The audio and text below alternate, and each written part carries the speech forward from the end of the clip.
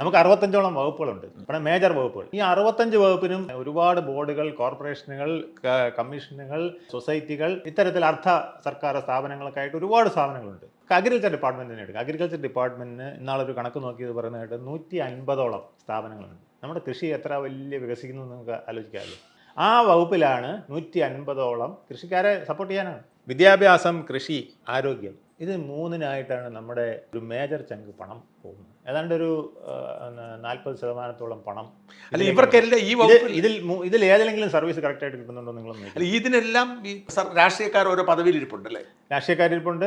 MLA ആവാൻ പറ്റാത്തവർ കൊടുക്കുന്നതല്ലേ? തോറ്റ MLA, seat കിട്ടാത്ത MLA, പിന്നെ വിമതനായി നിൽക്കുന്ന രാഷ്ട്രീയക്കാരൻ, പിന്നെ ഒരിക്കലും നല്ല ശമ്പളം, മന്ത്രിക്ക് ഏറ്റവും കൂടുതൽ ശല്യമാകുന്ന ആള്, ഇവർക്കൊക്കെയാണ് ഇത് കൊടുക്കുന്നത്. ശമ്പളമുണ്ട്, ചില കാറുണ്ട്.